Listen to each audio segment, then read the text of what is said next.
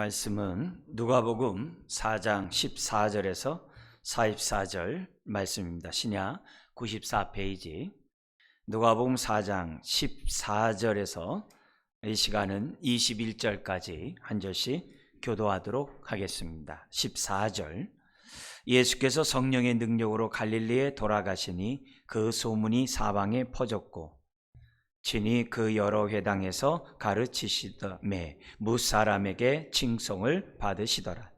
예수께서 그 자라나신 곳 나사렛에 이르사 안식일에 늘 하시던 대로 회당에 들어가사 성경을 읽으려고 서심해 선지자 이사야의 글을 들이거늘 책을 펴서 이렇게 기록된 데를 찾으시니 곧 주의 성령이 내게 임하셨으니 이는 가난한 자에게 복음을 전하게 하시려고 내게 기름을 부으시고 나를 보내사 포로된 자에게 자유를 눈먼 자에게 다시 보게 함을 전파하며 눌린 자를 자유롭게 하고 주의 은혜의 해를 전파하게 하려 하심이라 하였더라.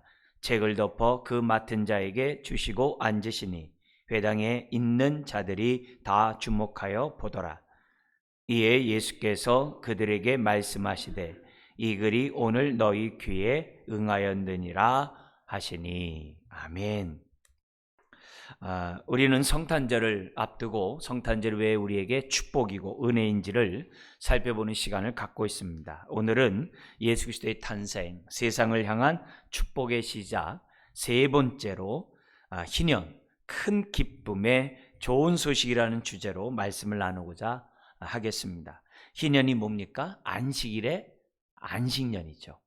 안식년이 7년마다 안식년이라고 한다면 49년, 안식년의 7번째 안식년이 49년이 되겠죠. 그 다음 날, 다음 해가 역시 50년째가 안식년이 됩니다. 그 50년을 희년이라고 성경은 말하고 있고, 그 희년은 이 누가복음에 나온 이 큰 주제죠.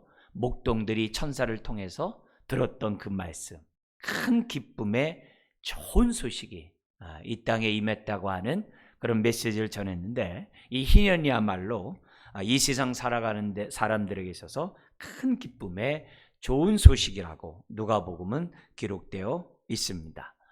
우리가 이처럼 성탄절을 지키는 것은 오늘의 성탄절이 되기 위함이죠. 과거의 성탄이 아니라 오늘의 성탄이 될 때 이 성탄절이 나에게 의미가 있고 은혜가 있고 동시에 다시 오실 주님을 준비하는 저와 여러분들이 될 수가 있습니다.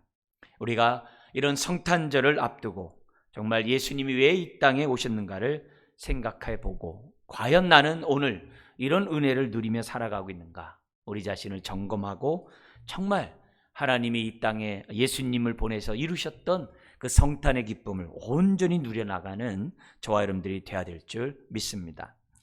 오늘 이 말씀은 예수님의 첫 사역서부터 오늘 본문에 기록되어 있습니다. 14절을 보면 두루다니면서 하나님 나라를 선포하신 우리 예수님께서 15절에 여러 회당들을 다니시면서 하나님 말씀을 가르쳤어요. 가르칠 때마다 뭇사람들로부터 칭송을 받습니다. 서기관들의 가르침과 다르다. 예수님은 권세 있는 교훈을 전하신다라고 하는 그러한 칭송을 듣게 됩니다. 그뿐만이 아니라 두루다니면서 이미 많은 병든 자를 고치고 귀신들을 쫓아내고 능력을 나타내므로 유다 전역에 예수님에 대한 소식이 자자하게 됩니다. 그리고 16절, 우리 주님은 자신이 잘하시던 베들레헴에서 태어났지만 나사렛에서 자라셨잖아요.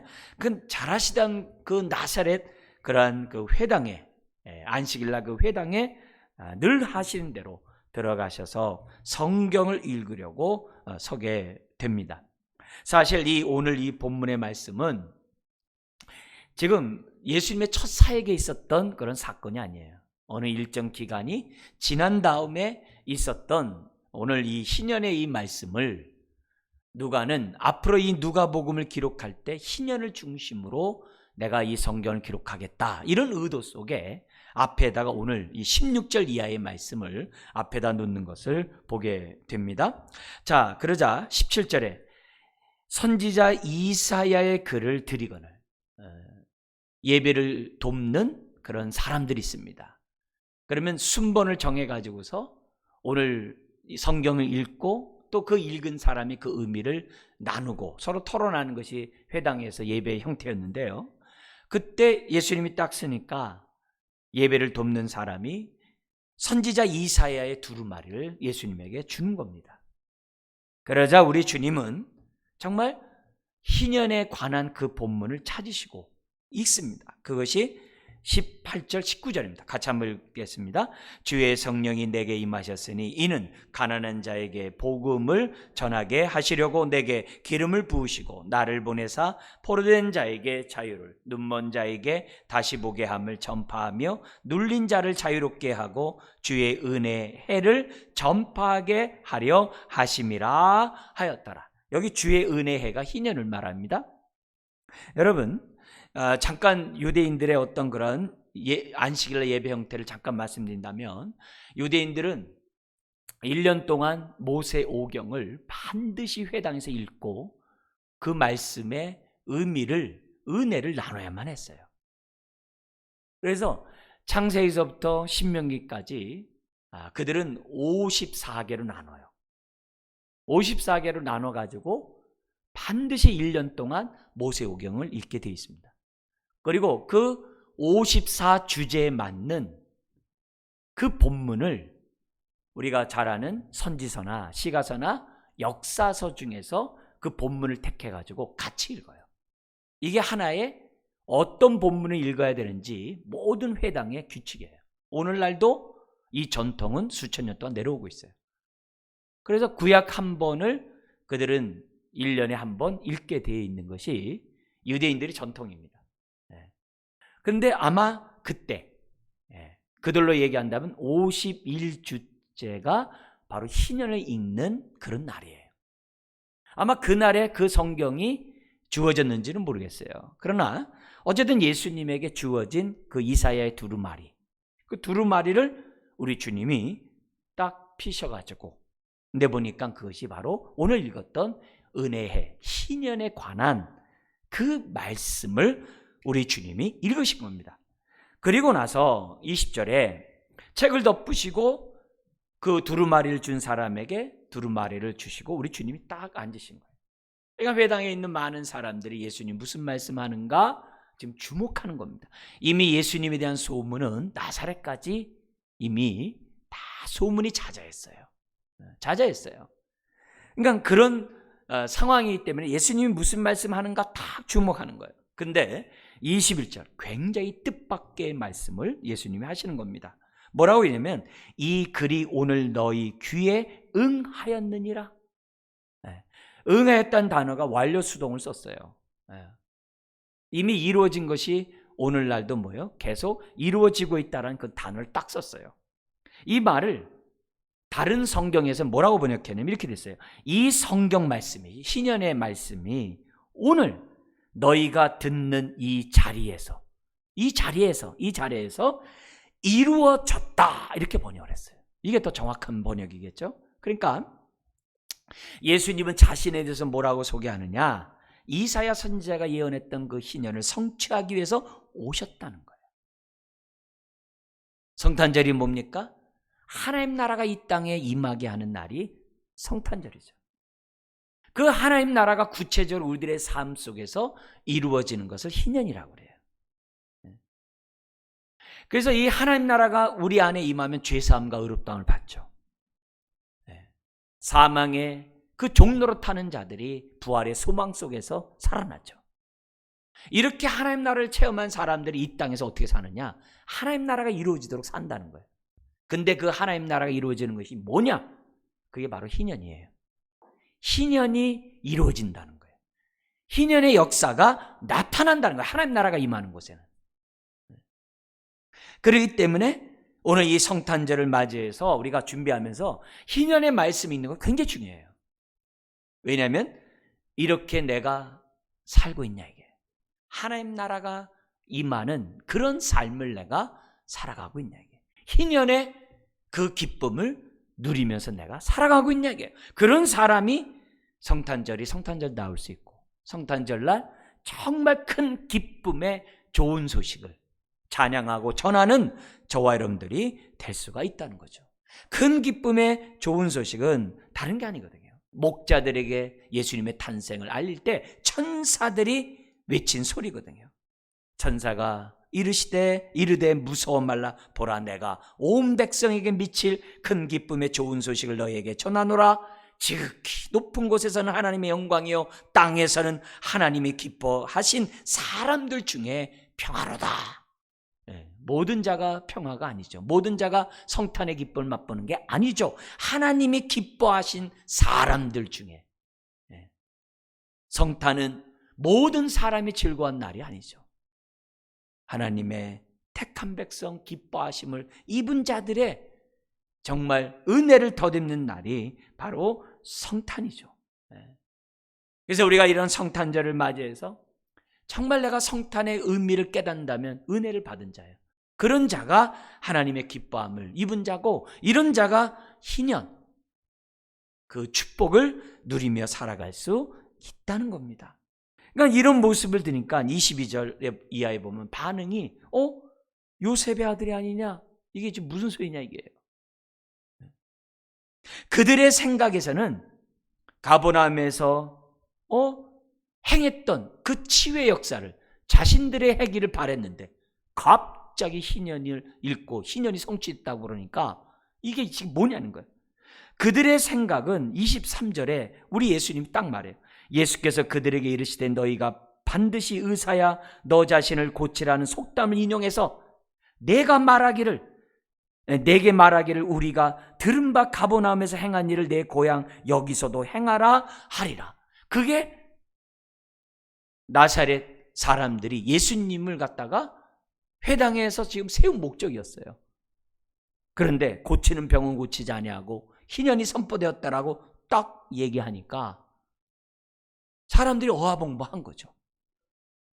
그러면서 그들 얘기가 너 요셉의 아들인데, 그리고 그들이 예수님을 믿지 않고 있는 어둠에 속한 사람인 것을 아시고 회당 안식일날 회당에서 예배를 드리면서도 그들의 마음은 어둠에 있는 거거든요. 그래서 주님이 25절에서부터 27절에 엘리야 사건과 엘리사 시대의 사건을 딱 얘기를 해요. 믿지 않는 그들에게 뭐라고 얘기하느냐? 엘리야 시대 때 3년 6개월 동안 흉년이 들었을 때 하나님의 은혜를 입은 사람이 누구냐? 이스라엘 가운데 많은 과부가 있었지만 엘리야는 이스라엘의 많은 과부에게 간 것이 아니라 저 이방 땅 시돈 땅에 있는 사렙다 한 과부에게 가지 않았느냐? 하나님의 은혜를 받은 사람은 이스라엘 백성의 과부가 아니라 이방의 과부였다는 것을, 이방인의 과부였다고 얘기를 해요. 심지어는 엘리야 시대 때 이스라엘에 많은 나병의 환자가 있었지만 그 중에서 한 사람도 깨끗함을 받지 못했지만 누가 깨끗함을 받았냐? 저 아람 사람, 수리아 사람 나만 장군이 아니냐. 딱 그 얘기를 하니까 회당에 있는 사람이 화가 나가지고, 크게 화가 나가지고 회당에 있는 사람이 예수를 갖다 끌어다가 저 낭떠러에 떨어뜨리려고 끌고 갑니다. 하나님의 은혜 가운데 그 위기를 모면하죠. 십자가에 죽으셔야지 주님이 여기서 죽으면 안 되잖아요. 자, 그런데 이런 사건을 통해서 자기 고향 사람들이 예수님을 갖다가 배척을 해요. 고향만 배척합니까?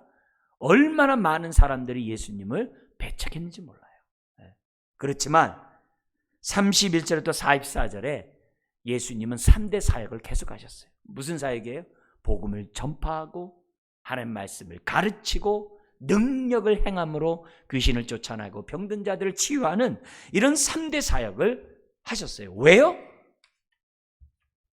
죄와 질병과 여러 가지 고통 가운데 압제당하는 자들을 자유케 하려고.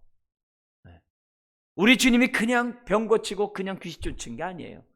하나님 나라가 이 땅에 임했음을 경험하게 하려고, 희년의 기쁨을 맛보게 하려고 병든 자를 고치시고 귀신 들린 자를 쫓으신 것이지 그냥 능력을 행한 것이 아니에요. 하나님 나라가 나와 함께 이 땅에 왔음을 보여주기 위해서 우리 주님은 그런 치유의 사역을 행했던 것을 보게 됩니다. 그러니까 예수님이 이 땅에 오신 이유가 다른 게 아니에요. 은혜를 선포함으로 자유케 하려고.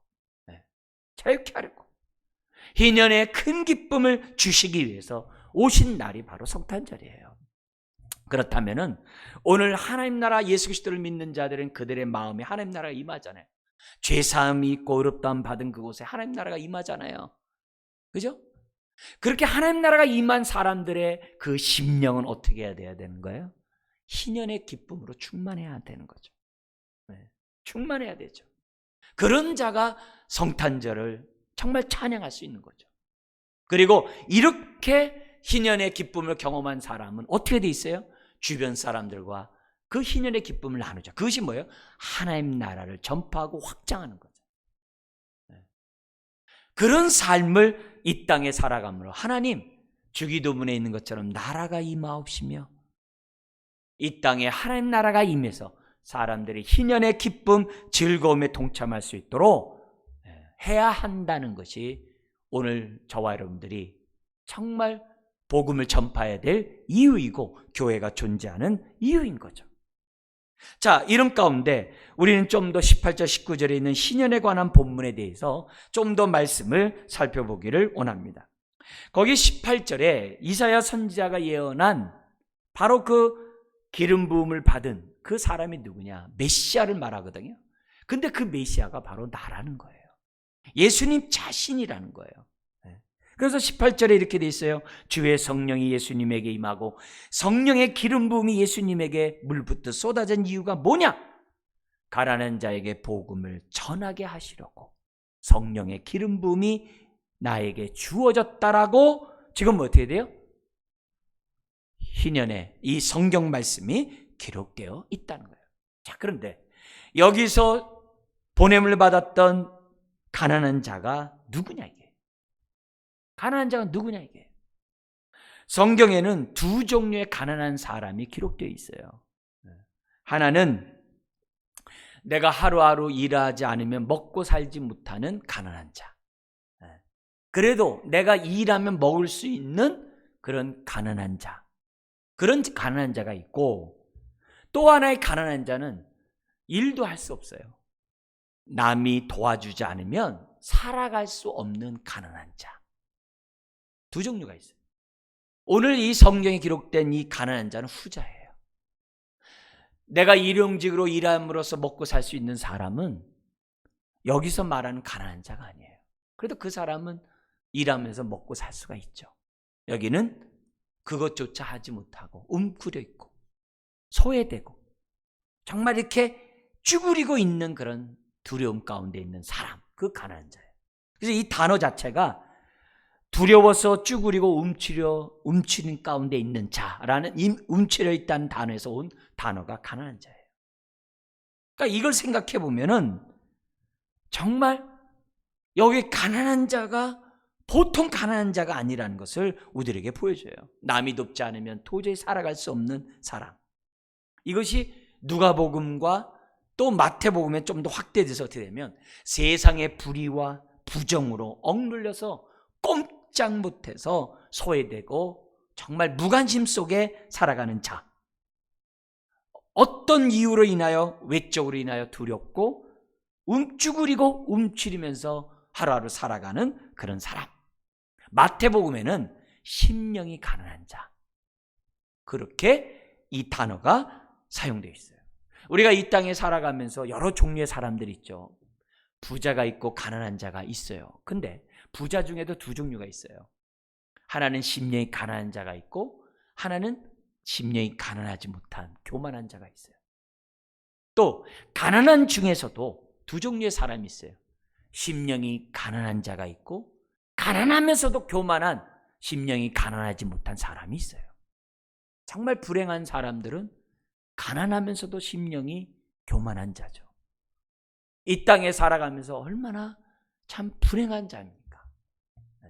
바라건대 저나 여러분들이 있던 없던 높은 지위에 있건 않건 낮은 자리에 있건 우리는 심령이 가난한 자가 되어야 될 줄 믿습니다. 이런 자가 자족하는 은혜가 있죠. 왜요? 하나님 나라가 그 안에 임하니까. 하나님 나라에 임하니까. 자, 그러면서 여기 이 가난한 자에 대한 사람을 구체적으로 그러면 어떤 자들이냐? 오늘 본문에 세 종류의 사람을 얘기합니다. 이사야 61장에는 네 종류가 나와요. 마음이 상한 자를 치유하는 장면이 오늘 본문에 빠져 있어요. 왜 빠져 있느냐? 다른 세 종류가 그걸 다 포함하고 있거든요. 그럼 세 종류의 사람이 누구냐? 포로된 자라고 그래요. 포로된 자가 여기에 대표적으로 가난한 자예요. 여기 포로는 뭐냐면 무기에 의해서 포로된 자. 전쟁이나 어떤 침입에 의해서 무기에 의해서 이렇게 딱 포로돼가지고 옴짝달싹 못하는 그런 자. 그 포로된 자. 근데 그 포로된 자에게 뭘 한다고 그래요? 자유. 근데 이 자유란 단어가 어떤 단어를 썼냐면 탕감하다는 단어예요. 탕감이 뭔 알죠? 빚을 탕감하다. 탕감하다는 단어가 돼 있어요. 그 말을 우리 성경에서는 해방이라는 단어도 번역을 해요. 그러니까 포로된 자가 가장 기쁜 소식은 뭐예요? 이제 당신은 석방되었습니다. 해방되었습니다. 그거겠죠. 그거겠죠. 근데 이 포로된 자에게 자유가 무기만이 아니죠. 우리 성경에는 또 주기도문에도 나와요.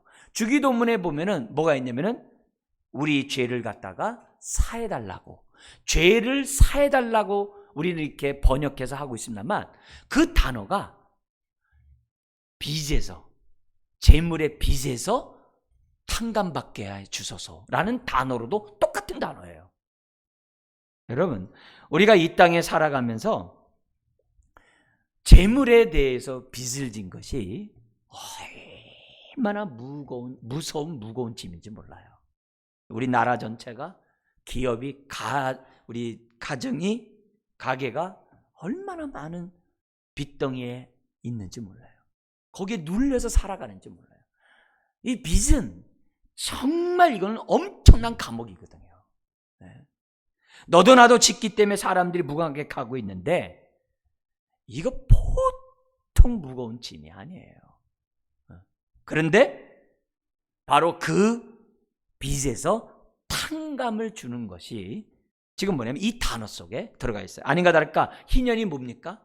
50년 되면요, 빚을 진 자들이 다 탕감받는 해가 희년이에요. 그리고 내가 남에게 돈을 빌리면서 돈을 빌리면서 자식을 갖다 종으로 팔았어요. 근데 팔렸던 그 종이 희년 되면 다 가정으로 돌아온 해가 희년이에요. 심지어는 남들에게 담보로 맡겼던 논밭도 다시 뭐예요? 내 것이 되는 해가 희년이에요.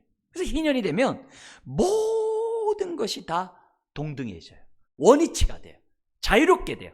그래서 모든 백성이 다시 똑같은 균등한 조건 속에서 다시 살아가게 하는 그 해가 희년이에요.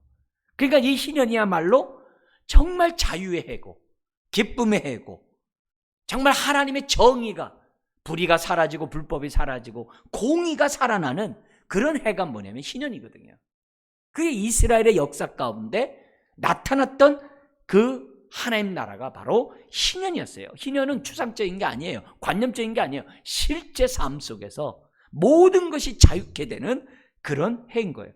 우리 몇 년 전에 우리 기독교인들이 여기에 은혜를 받아가지고 이걸 한번 우리 실현해보자 해가지고 많은 기독교인들이 퍼포먼스를 열었어요. 실제 그게 뉴스에도 나왔어요. 빚에 대한 그 증서를 갖다가 다 이렇게 찢어버리고 자기에게 빌려갔던 사람들에게 다 탕감해 주면 선언하는 그런 희년의 선포를 갖다가 하면서 이 땅에 하나님 나라가 임했으면 좋겠다, 그런 퍼포먼스를 지금 어떤 그 단체에서 했어요. 여러분, 오늘 우리들이 정말 하나님 나라가 임하고 정말 희년의 그 기쁨을 누리려고 한다면 지금 뭐냐면 여기 나온 것처럼 포로된 자가 자유케 되는, 석방하는, 오늘날은 무기뿐만 아니라 많은 빚의 포로가 되어 있거든요. 정말 그런 자유가 나타나는 그런 나라가 되도록, 그런 세상이 되도록 우리가 뭐예요? 노력해야죠. 때로는 법을 제정한다든지 뭘 어떻게 나눔을 실천한다든지 이런 것들을 해야 되겠죠. 두 번째, 가난한 자가 누구냐면은 눈먼 자에게 다시 보게, 눈먼 자가 가난한 자라는 거죠. 여기 눈먼 자라는 이 사건이, 눈먼 자가 다시 보게 한 이 사건이 어떤 사건이냐면 이사야 선지자의 예언에 보면 몇 번 예언했어요. 메시아가 오면은 눈먼 자가 다시 보게 된다는 선포를 해요. 죽은 자가 다시 살아나리라, 그게 아니에요. 눈먼 자가 다시 보게 함을. 여러분, 죽은 자를 다시 살린 사건은 구약이나 신약이나 많아요. 네, 많습니다. 근데 눈먼 자를 다시 보게 한 사건은 예수님 외에는 없습니다. 왜냐? 메시아의 증거거든요. 네. 예수님이 메시아라는 그 증거가 눈먼 자가 다시 보게 하는 사건이거든요. 네. 어쨌든 지금 이 세상 속에서 영안이 닫혔던 자들이 영안이 밝아지는 그런 은혜가 하나님 나라로 말미암아 우리에게 주어지겠죠. 세 번째, 가난한 자가 누구입니까? 눌린 자. 눌린 자가 지금 어떻게 돼요? 가난한 자이고, 이 사람이 어떻게 돼요? 자유롭게 보내진다는 거죠. 보내다 이거예요. 여기 눌린 자라는 단어가 뭐냐면은 그 압력에 의해서 깨져지고 산산이 부서진 그런 사람이 눌린 자예요. 여기에 이제 심령이 가난한, 마음이 상한 자들도 다 동일하게 포함되는 그런 표현이죠. 근데 이런 자들이 뭐냐면 스스로 나갈 수가 없어요. 이런 자를 갖다 어떻게 해야 돼요? 자유롭게 풀어주는 것. 그게 바로 눌린 자를 자유롭게 하다는 거예요. 결국 이 희년이 뭐냐? 정치적으로나 경제적으로나 사회적으로 포로된 자를 자유케 하는 해가 바로 희년이라는 거예요. 그러면서 19절, 주의 은혜의 해, 이게 바로 희년이거든요. 전파하게 하려 하심이라 하였더라고. 예수님이 이 땅에 오신 목적이, 여기 전파는 전도가 아니라 선포예요. 전하러 오셨다라고. 우리 주님이 자신의 사역을 설명하고 있습니다. 여러분, 다시 한번 강조하지만 안식년의 안식년, 이 50년마다 정말 모든 것이 다 자유케 돼요. 모든 빚이 탕감받고, 감옥에 갇혔던 자들이 나오고, 포로됐던 자들이 나오고, 종되었던 자들이 자유케 되는 그런 해가 바로 희년이라는 사실을 우리들에게 지금 가르쳐주고 있다는 거죠. 그러므로 오늘 이 말씀 속에서 성탄절을 지키려고 하는 저와 여러분들은 내 안에 희년이 있는지를 먼저 점검해야 돼요. 내 안에 자유가 있는지를 먼저 경험해야 돼요. 그래야 자유를 주신, 큰 구원의 기쁨을 주신 주님을 찬양할 수가 있다는 거죠. 근데 이 희년에 대한 설명을 하기 위해서 50년마다 경험하게 하는 것이 아니라 미리 조금씩 경험하게 하셨어요. 그 대표적인 것이 뭐냐면 안식년이에요. 7년마다 안식년. 안식년은 뭐냐면 은혜의 해가 돼요. 그래서 안식년이 되면요, 농사 지면 안 돼요. 일을 하면 안 돼요. 일을 하지 않음으로써 어떤 일이 벌어져요? 그 집에 팔려갔던 사람들이 1년간 자유롭게 돼요. 모든 종들이 쉬는 해예요. 그땐 농사를 안 져요. 심지어 소출도 안 해요. 많은 무화과 열매를 비롯한 많은 열매가 있는데 따지도 않아요. 그러면 그건 누구 것이 되냐? 가난한 자와 나그네 것이 다 되는 거예요. 막 자란 그 무화과 열매 이런 것들을 아무나 먹을 수 있어요. 가난한 자들이라면. 옛날에는 남의 밭에 가면 도둑질인데요, 이때는 상관없어요. 다 먹을 수 있어요. 그래서 1년 동안 완전히 자유의 해예요. 얼마나 감사한 해입니다. 근데 이것도 잊지 말라고, 7년마다 또 있잖아요. 잊지 말라고 어떻게 돼요? 안식일을 주셨어요. 7일마다. 이제 안식일도 뭐예요? 은혜의 날이에요. 이 날도 종들은 일을 안 해요. 편히 쉬면서 자기의 뭐예요? 건강을 유지하고 먹고 살아갈 수가 있어요. 그때는 뭐냐면 정말 어떤 종도 일하면 안 돼요. 저런 일하면 돼요. 짐승들도 일하면 안 되잖아요. 그죠? 그래서 은혜의 날이에요. 그래서 7일마다, 7년마다, 그리고 어떻게 돼요? 50년마다 하나님의 은혜를 실제적으로 그들이 경험하게 함으로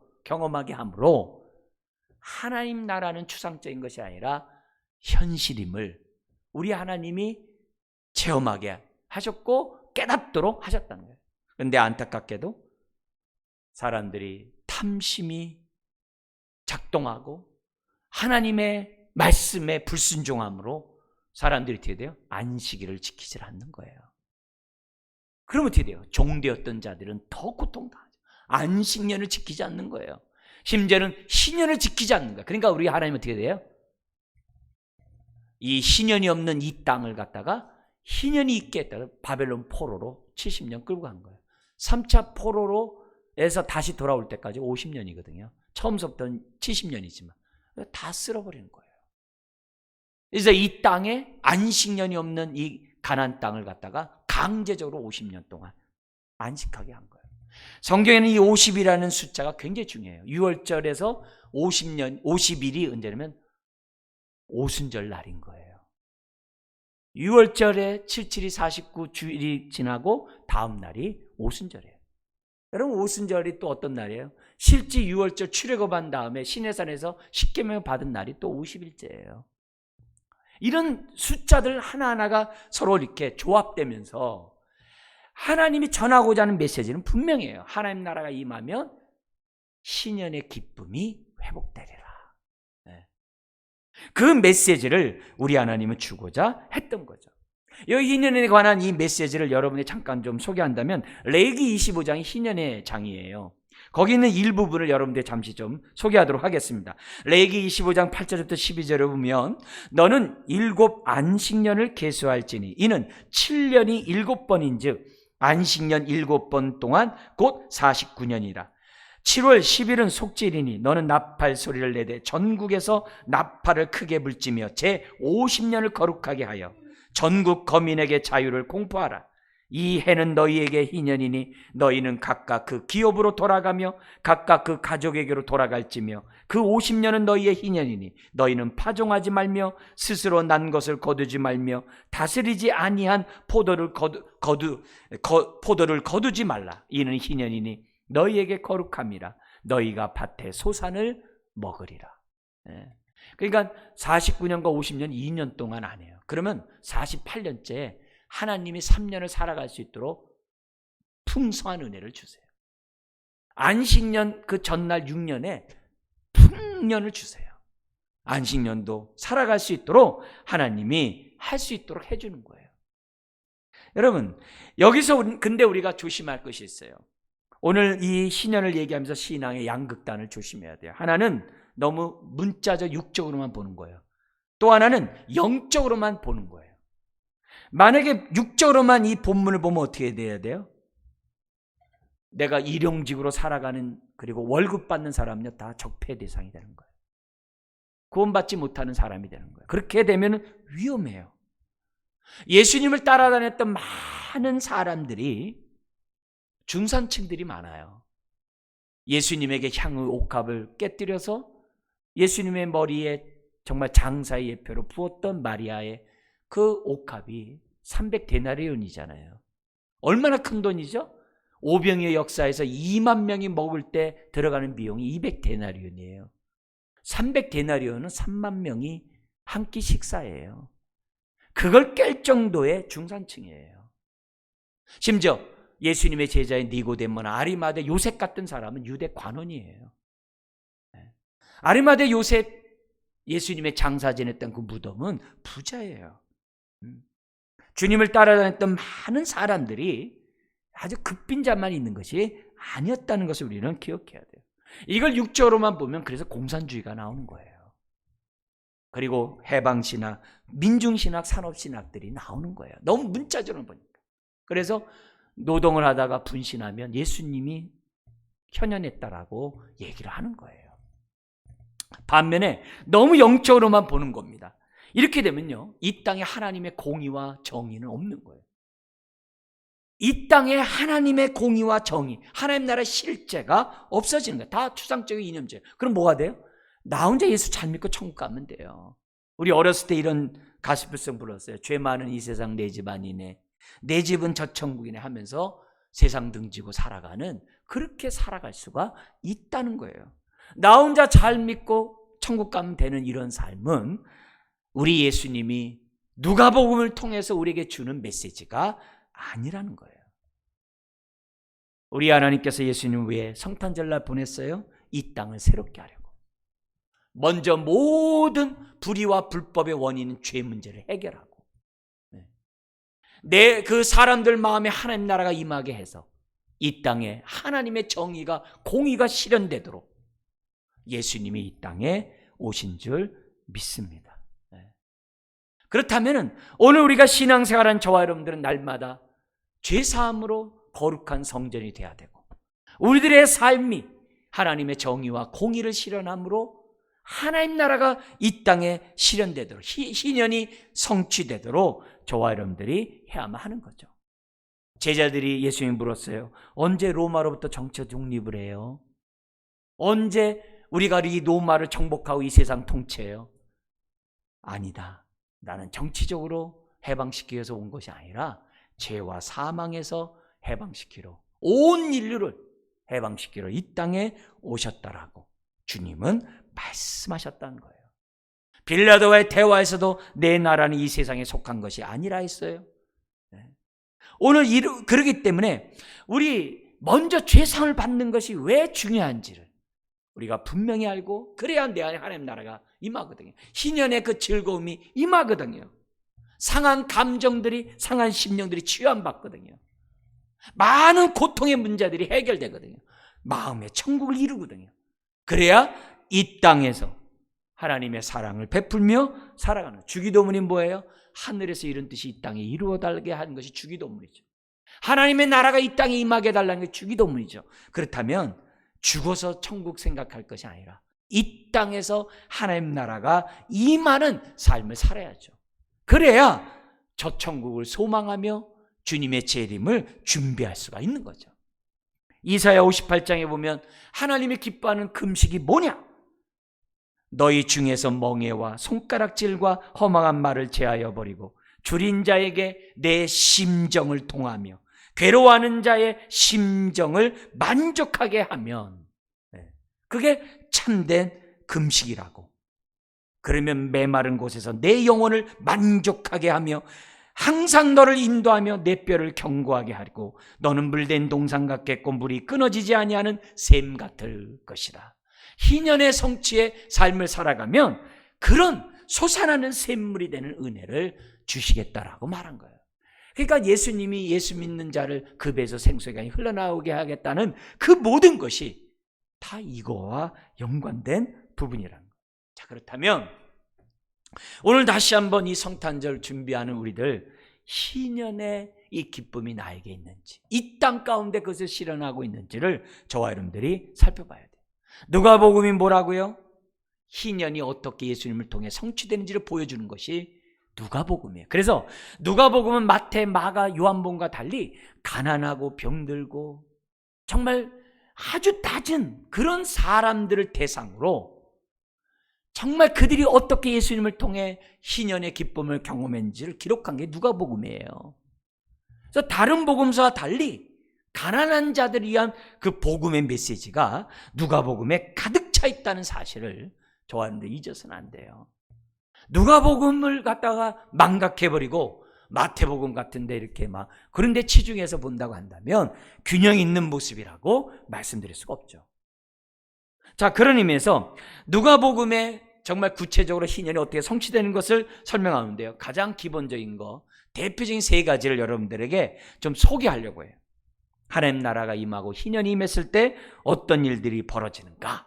첫 번째가 뭐냐면 한 관원이 누가복음 10장 25절에 나와요. 25절 28절에 보면은 율법 교사가 예수님을 시험하려고 말합니다. 선생님, 내가 무엇을 해야 영생을 얻습니까? 그 마음을 아신 주님이 그러면 율법에 무엇이라 기록되어 있느냐? 이렇게 되묻습니다. 그러자 이 율법 교사가 딱 말합니다.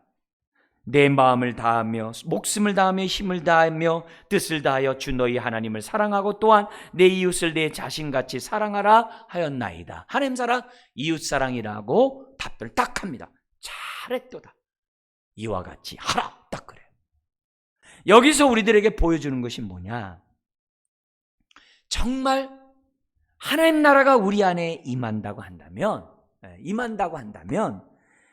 정말 하나님을 사랑하듯 내 몸을 사랑하듯 이웃을 사랑하는 그런 삶을 살아야 한다는 것을 지금 누가복음은 우리들에게 보여주고 있나요?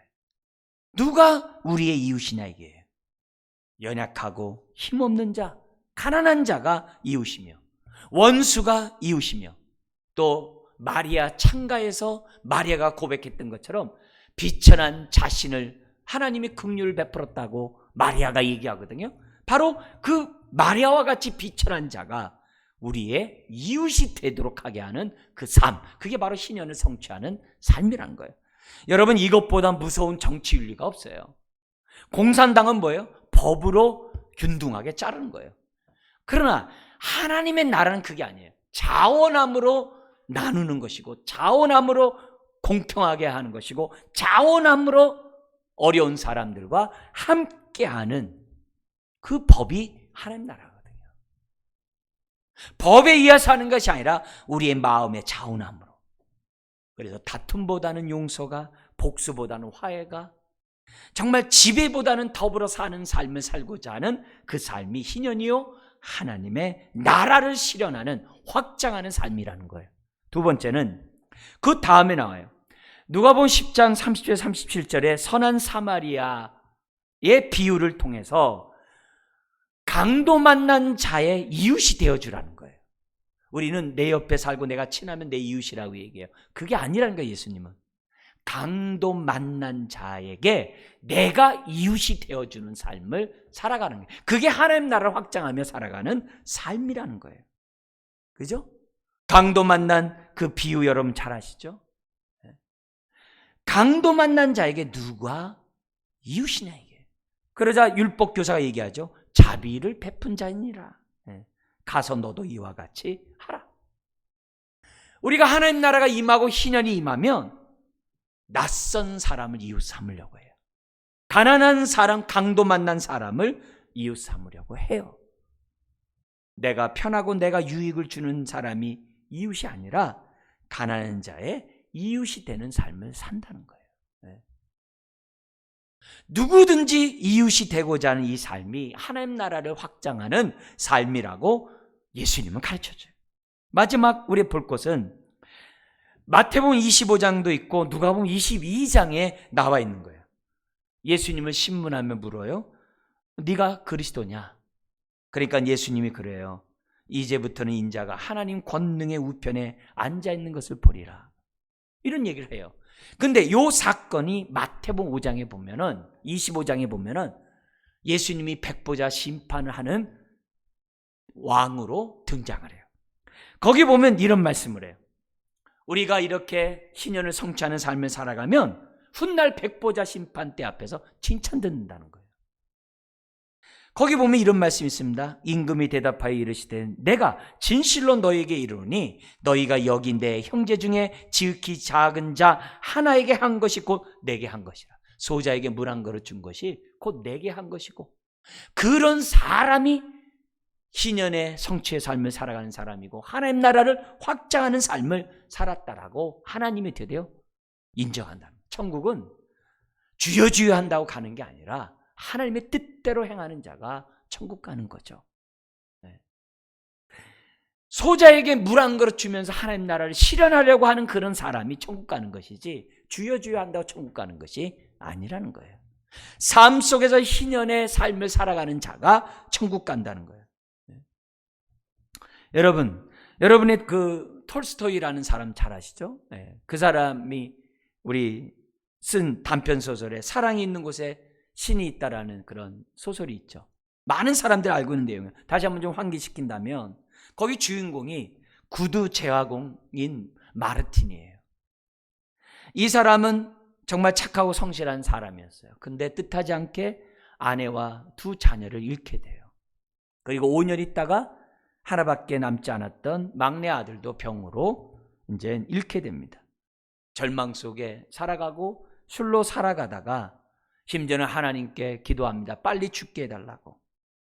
그러다가 우연히 성경책을 발견하고 성경을 읽게 되다가 주님을 통해 감화 감동을 받게 됩니다. 하루는 성경 읽다가 잠을 잤는데 하나님의 음성이 들립니다. 마르티나, 내가 내일 찾아갈 때니 창밖으로 보아라. 창밖을 봐라 그래.